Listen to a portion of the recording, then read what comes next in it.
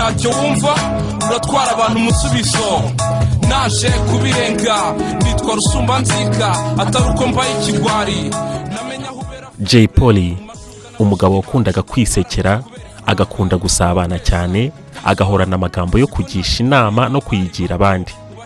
Jay Polly tumuzi nka Jay Polly ariko ubu twakongeraho ngo intumwa Jay Polly.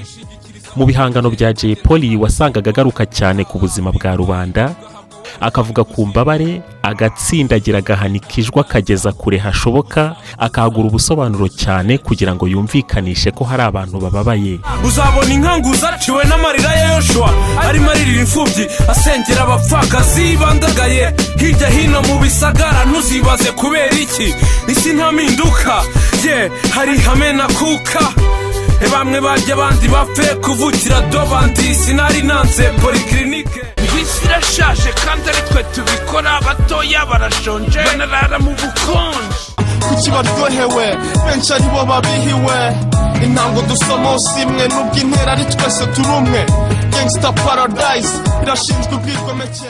Ubu Jay Polly turamuvuga nk'umugabo wamaze gutabaruka turamwibuka ntituzongera kumubona ngo turamukanye nawe ngo dusangira agacupa ngo turirimbane bya bisigo bavugira mu njyana irimo ingoma ziremereye bita hip hop cyangwa rap. Mu bintu bituma gupfa bitubabaza cyane nuko bidutungura. Turamutse tugira umunsi wo gupfiraho twazajya tubyitegura uwo munsi ukagera nibuze hari ibintu twabashije gushyira ku murongo. Ariko urupfu ntirugira abo rwagenewe n'abo rutagenewe. Hari abapfa bakiri mu nda za ba nyina, hari abapfa bakimara kuvuka, hari abapfa bakibyiruka, hari n'abapfa bageze mu za bukuru. Hari abapfa bishwe n'impanuka cyangwa uburwayi, abandi nabo bagapfa bishwe n'abantu bagenzi babo. Ubu turatekereza ko Jay Polly atabarutse hari imishinga yaragiye gutangiza. Tugatekereza ko hari byinshi yumvaga agomba kubwira abana be. Gusa Jay Polly twibuke ko ibitekerezo bye byasakaye henshi. Jay Polly yaravuze ni nayo mpamvu afite icyo asobanuye muri benshi. Kubaho nyakubaho ni ukurema igisobanuro cy'icyuri cyo mu bitekerezo by'abasigaye mu buzima uvuyemo ukanarema amarangamutima meza mu mitima yabo. Jay Polly kuva mu mubiri kwe birababaje ariko igihe cye yakibayeho kuko ubu buri wese afite izina ryihariye yakwita Jay Polly kuko yatanze umusanzu mugari mu gusobanura ubuzima. Turamwumva, turongera turamwumva, turacyanamwumva, tuzakomeza no kumwumva. Amafoto ya Jay Polly ari hose, ibitekerezo bye biri mu bitekerezo bya benshi. Hari Jay Polly twashyinguye ariko hari n'undi Jay Polly ubu watangiye kubaho ariko utari yarigeze abaho mbere. Icyo Jay Polly yahamagariwe gukora ku isi yaragikoze.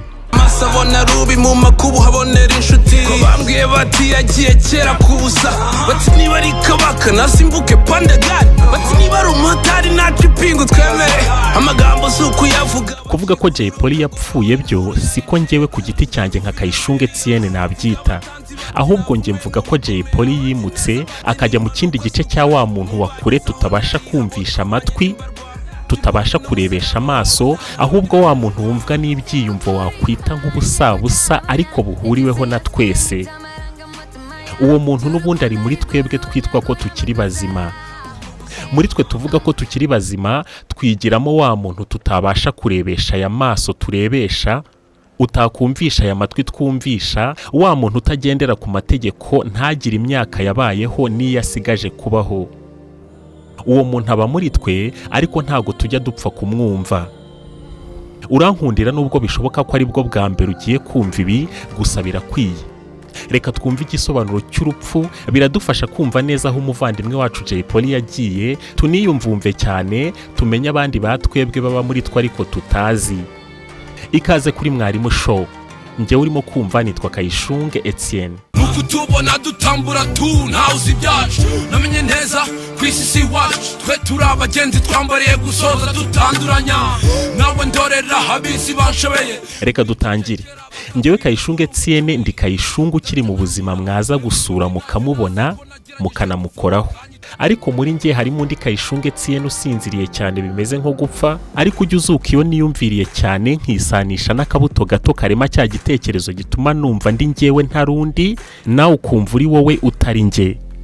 nkitekereza nta maboko mfite, nta gihimba mfite, nta matwi n'umutwe mfite, ariko nkakomeza kumva ukuntu naba ndundi nge wa kabiri utandukanye n'uyu njye uriho ubu. Uwo ngewe mbasha kumukabakabaho iyo nasinziriye cyane, iyo nagize ubwoba bwinshi cyane, cyangwa iyo nishimye cyane. Hari Kayishunge abantu bazi ko ndiwe ariko ngewe ntazi ko ndiwe. Hakaba Kayishunge nzi ko ndiwe ariko abandi batazi ko ndiwe. Hakazana Kayishunge mba nshaka kwereka abantu ko ndiwe, n'undi Kayishunge ntazi ko ndiwe n'abandi bantu batazi ko ndiwe. Uwo Kayishunge rero ntazi ko ndiwe n'abandi bantu batazi ko ndiwe arasa neza neza na Jay Polly watangiye kubaho nyuma y'uko Jay Polly twari dusanzwe tuzi yamaze gutabaruka. Nitangiyeho urugero kugira ngo bibashe kumvikana kurusha. Igituma ubuzima bwacu twabwise ko ari bwo buzima nuko tutazi neza aho uwapfuye aba yagiye. Birashoboka ko turamutse tumenya aho uwapfuye aba yagiye, dushobora gusanga wenda ari twebwe bapfu kurusha uko twavuga ko bo twashyinguye ari bo bapfu. Uramutse watekereje cyane ugahanika ibyiyumvo byawe ukagera hirya ya kure wumva hashoboka kuri wowe, wabasha kubona ko abantu baba barapfuye baba bari mu mimerere imwe kurusha uko twebwe twumva ko turi bazima tuba tumeze. Ushobora gusanga abo tuvuga ko bapfuye batureba bakabona ari twe bapfu.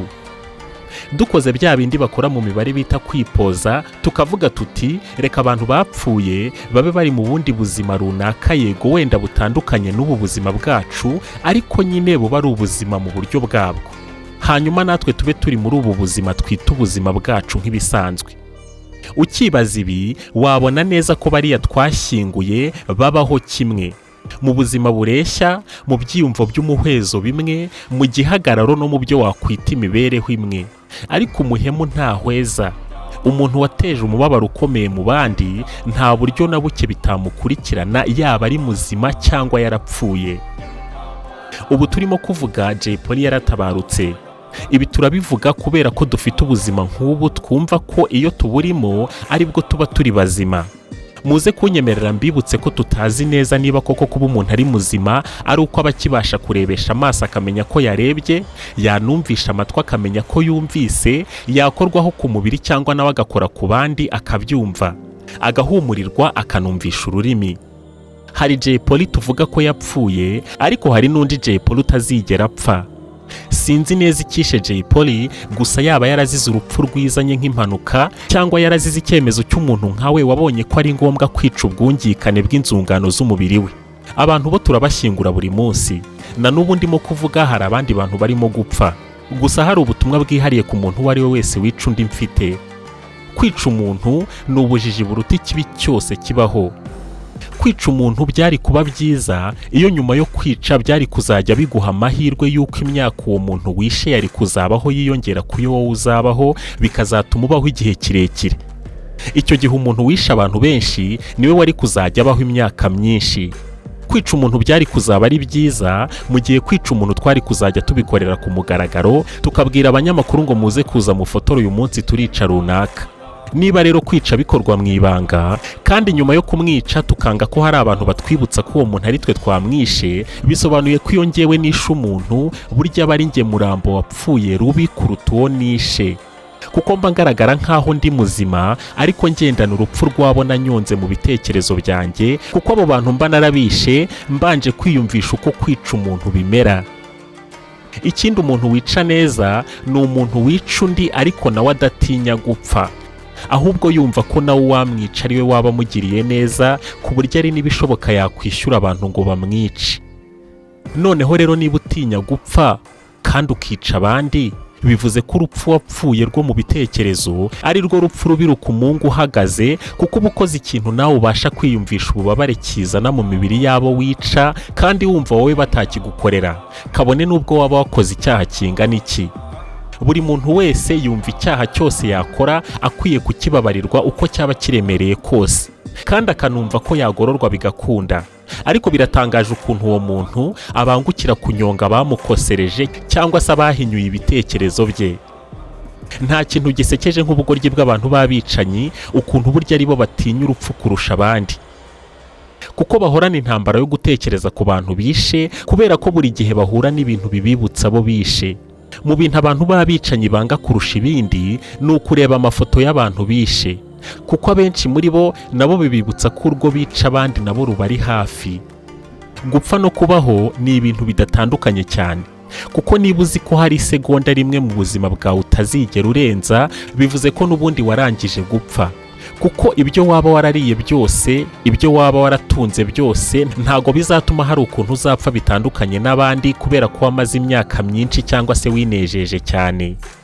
Gupfa kwawe bizasa neza n'uko abandi bapfa.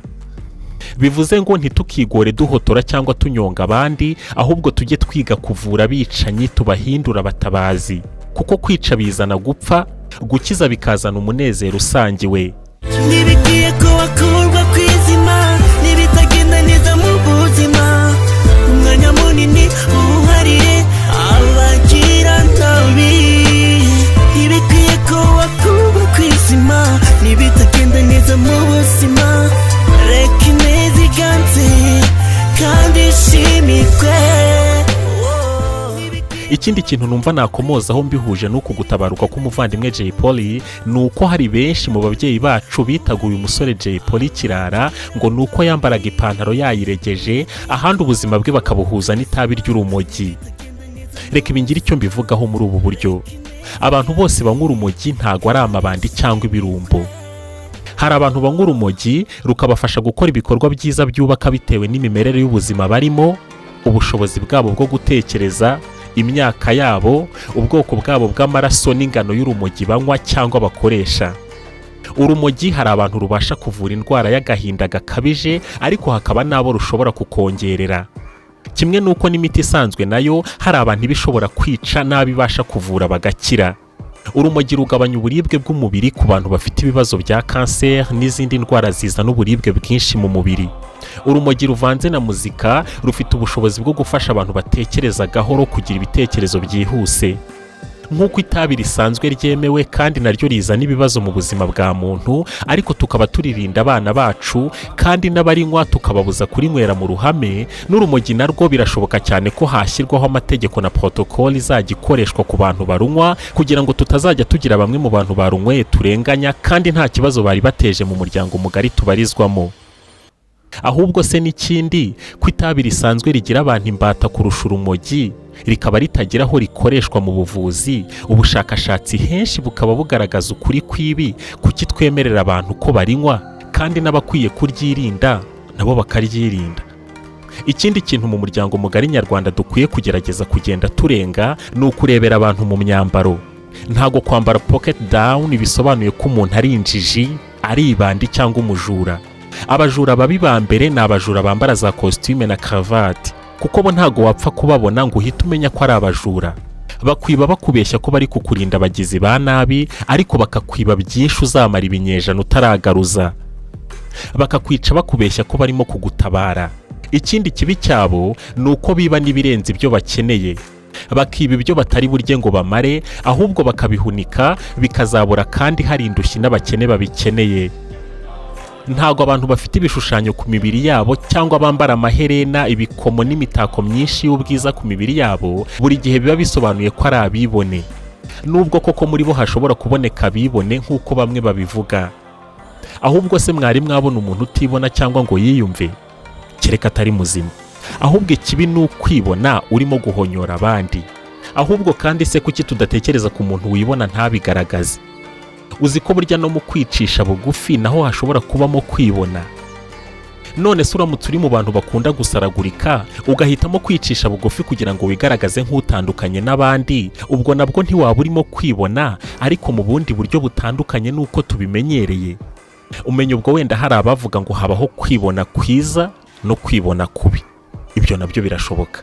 None se kuki abantu bavuga ko bambara imyenda itarimo ubwibone nabo batagira uniforme zabo bahuriraho nk'abanyeshuri? Kuki n'ubundi buri umwe muri bo ahora ashaka umwenda mwiza kuruta uwa mugenzi we babarizwa mu cyiciro kimwe cyo kutibona? Ubwo se ntaba ashaka kugaragara neza kurusha abandi? Ubwo se ntaba arimo kwibona nyine? Ubwo se ntaba ashaka kugaragara neza kurusha uwo mugenzi we bari mu cyiciro kimwe cy'abantu batarabibone? Byanze bikunze uwo muntu nawe aba arimo kwibona. umuntu wambara mini wese ntago buri gihe biba bisobanuye ko ashaka gukurura abagabo n'abasore, kuko hari n'indaya ruharwa kandi zambara imikenyero n'imishanana. Ahubwo indaya nk'izi ziyoberanya umenya ari nazo mbi kuko zitemera ko arizo kandi arizo. Ibi tujye tubireka, ntihakagira abantu twima amahirwe y'akazi cyangwa ngo tubateze urubwa tugendeye ku myambarire yabo. Iyo ni imitekerereze irimo ubujiji bukabije, ahubwo twige gusesengura neza ubushobozi bw'imitekerereze y'umuntu. Nibwo tuzubaka uruhurirane rw'ibitekerezo ariko rubyara umunezero urambye muri rubanda. Aha kuri Mwarimu Show dukora akazi ko kubaka umuryango mugari wa muntu, twibanda ku gutanga inama zagura imitekerereze ya muntu. Itsinda rya Tough Gang inama twarigira nka Mwarimu Show ni uko iki gihe ari cyo cyiza cyo kwaguka, mukabyutsa za mpano zanyu zasinziriye, ndetse mukanashakisha n'izindi mutazi ko mufite kandi zirahari. Mureme igisobanuro nyacyo mu muryango mubarizwamo, mubyara ibitekerezo n'ishusho nyayo idapfa muri rubanda, mwatsa umuriro w'ukuri uwo ni utajya uzima. Iki gihe nibwo umuvandimwe wanyu POLLY muzaba mumwubakisha ishusho nyayo ihora imanitse aho twese tubasha kureba, kandi namwe muzaba murushijeho kubyibushya wa muntu udapfa twavuze mbere ubarimo.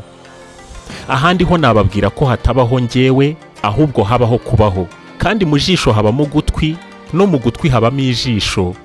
Mu gitonyanga cy'amazi habamo roho y'umuntu, kandi kuva inda imwe si ukubyarwa n'ababyeyi bamwe gusa. Umuryango w'amaraso wa POLLY mukomere, hirya y'ibi hari umunezero. Murakoze. Washishira umafu kuki batwishisha tafuri ntawe twihisha icwanga ryatanze umuzehe kumera imvashaje cyangwa naho mbona bagize rubanda ibikoresho babazwa na roho ziminja zikurira isheni batwita ingegera batwita abashingirira top 5 side Tough Gang don't give a fuck we dance with the devil pickpocket n'agakena rambiwe ni nk'ubuzima atariho twiciwe mu nzu atatifuro nyoko hari kera dog